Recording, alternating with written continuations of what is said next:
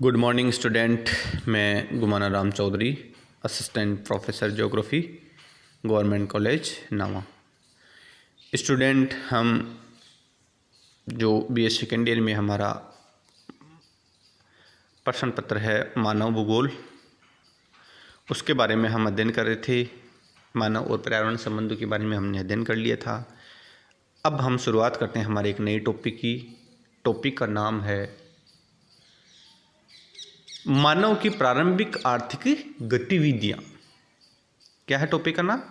मानव की प्रारंभिक आर्थिक गतिविधियाँ। प्रारंभिक आर्थिक गतिविधियाँ जिसे प्राथमिक क्रियाएं के नाम से भी जाना जाता है।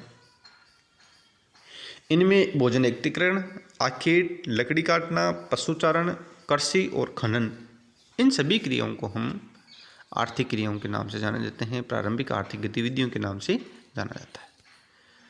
मानव की प्रारंभिक आर्थिक गतिविधियां प्राथमिक क्रियाकलापों के रूप में विकसित हुई। प्रारंभ में मानव अपनी सीमित आवश्यकताओं की पूर्ति विभिन्न स्थानों पर घूमकर पूरी करता था, भोजन एकत्रित करता था तथा अन्य वन्य जीवों का शिकार करता था।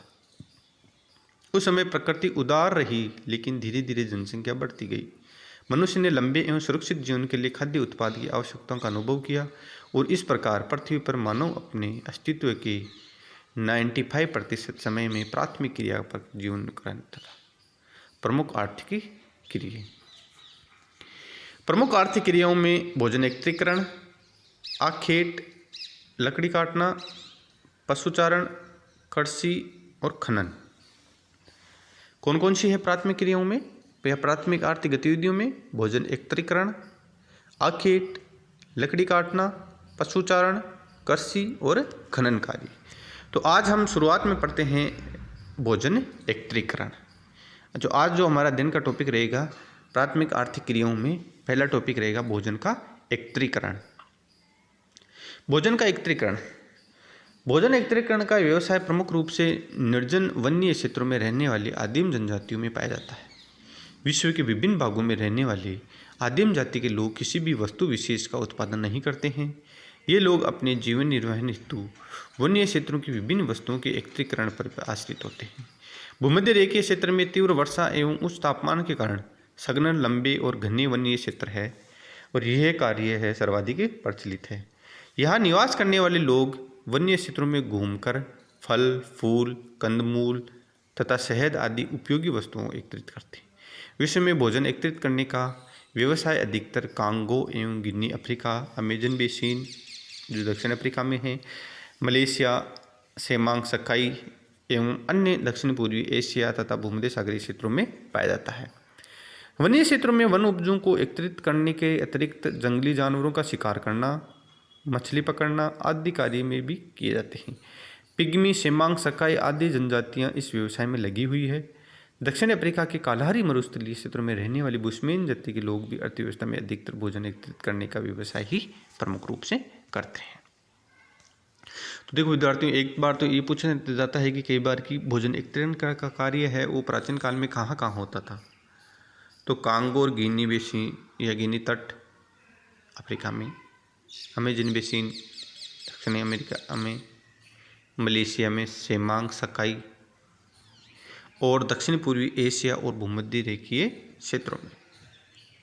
ये 5 क्षेत्र है जहाँ पर भोजन एकत्रीकरण का कार्य किया जाता था। कौन कौन से? कांगो बेसिन एवं गिनी तट, अमेजन बेसिन, मलेशिया में सेमांग सकाई करते थे, दक्षिण पूर्वी एशिया और भूमध्य रेखीय भाग प्रमुखता से इसके प्रमुख क्षेत्र थे। इसके अलावा जो दक्षिण अफ्रीका में कालाहारी मरुस्थल है और कालाहारी मरुस्थल में निवास करने वाली जनजाति का नाम है बुशमैन। बुशमैन जनजाति के लोगों का अधिकतर व्यवसाय भी क्या था? भोजन का एकत्रीकरण करना। अब भोजन का एकत्रीकरण भी 2 तरीके से किया जाता था। एक तो जीवन निर्वाह हेतु भोजन एकत्रीकरण और दूसरा व्यापारिक एकत्रीकरण। मतलब कई लोग तो भोजन का एकत्रीकरण अपने जीवन निर्वाह के लिए करते थे और कई भोजन का एकत्रीकरण अपने व्यवसाय या व्यापार की दृष्टि से करते थे। तो सबसे पहले लेते हैं जीवन निर्वाह हेतु एकत्रीकरण। जहाँ स्थायी कृषि कार्य नहीं किया जाता था, वहाँ जंगलों में निवास करने वाली आदिम जनजाति अपना जीवन निर्वाह करने के लिए विभिन्न वस्तुओं का एकत्रीकरण करती थी। जीवन निर्वहन हेतु एकत्रीकरण निम्नलिखित क्षेत्रों में किया जाता था। पहला है भूमध्य रेखीय क्षेत्रों में मलाया के सेमांग, सकाई तथा ब्राज़ील के अमेजन बेसिन की बोरो जनजाति करती थी। कालारी मरुस्थल की बुशमैन विश्व के पर्वतीय तथा वन प्रदेशों में निवास करने वाले लोग, ये सभी इन क्षेत्रों से भोजन के लिए फल, कंदमूल, पुष्प, चिकिल तथा वस्त्रों के लिए वृक्षों की छाल, पत्तियां, घास और रेशा प्राप्त करते हैं। साथ ही ये लोग आवास व्यवस्था के लिए झोपड़ों बनाने हेतु बांस, वृक्षों की शाखाएं, पत्तियां व घास फूस एकत्रित करने के साथ साथ जलाने की लकड़ी, जड़ी बूटियां और औषधियों की एकत्रित भी करते हैं। व्यापारिक संग्रहण। व्यापारिक संग्रहण यद्यपि व्यापारिक उद्देश्य से की गई आर्थिक गतिविधियां प्राथमिक व्यवसाय में सम्मिलित नहीं की जाती है, लेकिन यहाँ बड़े स्तर पर इनको प्रसंस्करण करके व्यापार नहीं किया जाता, वरन ये लोग मुख्यतः वस्तु विनिमय करते हैं। वस्तु विनिमय का यहाँ तात्पर्य है वस्तु के बदले वस्तु। जैसे मेरे पास किसी चीज़ की कमी है और मेरे पास किसी एक वस्तु की अधिकता है, तो मैं उस वस्तु को उस दूसरे व्यक्ति को दे करके उसके बदले में जो मेरे पास वस्तु कम है और उसके पास उपलब्ध है वो मैं उससे वस्तु ले लूँगा। तो इस क्रिया को वस्तु विनिमय कहते हैं। वस्तु के बदले वस्तु लेना वस्तु विनिमय कहलाता है। ऐसा एकत्रीकरण उष्णकटिबंधीय, उपोष्ण और शीतोष्ण कटिबंधीय भागों में मुख्य रूप से किया जाता है। अब देखते हैं उष्णकटिबंधीय और उपोष्ण कटिबंधीय। उष्णकटिबंधीय वनों में व्यापारिक एकत्रीकरण। दक्षिण अमेरिका, मध्य अफ्रीका तथा दक्षिणी पूर्वी एशिया में मुख्यतः ऐसा वन उपजों का एकत्रीकरण किया जाता है। फलों में आम, केला, जामुन, बेर, महुआ, बिल, केत, खजूर और ताड़ प्रमुख है। चिकल एक प्रकार का चलाने वाला गोंद होता है जो कि जपोटा नामक वृक्ष के दूध से तैयार किया जाता है। जपोटा मुख्यतः दक्षिणी मेक्सिको, ब्रिटिश हॉन्डुरास, ब्राज़ील में पाया जाता है। जंगली रबड़ अमेजन बेसिन की हेविया ब्राज़िलियनियस पेड़ के तने की छाल से भी प्राप्त दूध से बनाया जाता है। जायरे बेसिन में भी रबड़ निकाला जाता है। वहीं दक्षिण अमेरिका के वर्षों वनों में भी पाए जाने वाले रबड़ सुदर्शस वृक्ष के दूध से ब्लाटा पदार्थ प्राप्त किया जाता है। ब्लाटा से गोल्फ की बॉल का कवर, मशीनों के पट्टे तथा समुद्री तार बनाए जाते हैं और गिरीदार फलों में भी सुपारियाँ प्राप्त की जाती है जिन्हें नट भी कहते हैं। इनसे ब्राज़ील नट, आर्वरी नट, ताड़ नट, कोहेन नट तथा नारियल प्रमुख है। उष्णकटिबंधीय वनों से चटाई, बोरे, जाल, रस्से, हेट, थैले आदि बनाने वाले रेशे भी प्राप्त किए जाते हैं।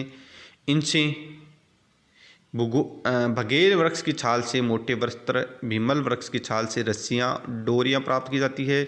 इसी प्रकार आक, सेमल आदि के डोडू से में रुई भी निकाली जाती है। उष्णकटिबंधीय वनों से औषधियों भी संग्रह की जाती है। इनमें कपूर और कुनीन प्रमुख हैं। इनके अतिरिक्त चिरायता, हरड़, भरड़, आंवला, जायफल, कुसुम, गिलोय, नोथा, जायफल जैसे हजारों औषधियों की जड़ी बूटियाँ भी प्राप्त की जाती है। इनके अतिरिक्त चर्मशोधक पदार्थ, गोंद, लाख, उपयोगी पत्तियाँ भी एकत्रित की जाती है। लाख, बबूल, ढाक, खेर, शीश, ओट, बेर, बरगद, गुल्लर, कुसुम आदि वृक्षों में रहने वाले कीड़ों से तथा गोंद, बबूल आदि भी प्राप्त किए जाते हैं इसमें। अब देखते हैं उपोष्ण एवं शीतोष्ण कटिबंधीय वनों में एकत्रीकरण। इन वनों में एकत्रीकरण व्यवसाय कम विकसित हुआ है। ओक, हेमलॉक, चेस्टनट जैसे वृक्षों की छाल में चर्म शोधन किया जाता है। ये वृक्ष मुख्यतः संयुक्त राज्य अमेरिका, रूस, जर्मनी और फ्रांस के वनों में मिलता है। भूमध्य सागरीय वनों में सुमेक की छाल, टर्किश ओक के फलों का भी चर्म शोधन प्रयोग किया जाता है। दक्षिण अमेरिका, अर्जेंटीना एवं पराग्वे की याको वृक्ष से क्वेब ब्राको नामक चर्म शोधक पदार्थ भी प्राप्त किया जाता है। पुर्तगाल में, उत्तरी अफ्रीका, स्पेन, फ्रांस, इटली में कॉर्क उत्पादन होता है। प्रयोग रेफ्रिजरेटर तथा शीत भंडार भी किया जाता है। चीड़ के वृक्ष से रेंजिन, तारपीन प्राप्त किया जाता है और शेष भागों से बेरोजा कहते हैं। तारपीन से बेरोजा के अलावा नीच या डागर रोल्स भी प्राप्त किए जाते हैं। तो ये था हमारा प्राथमिक क्रिया या प्रारंभिक आर्थिक गतिविधियाँ से संबंधित टॉपिक।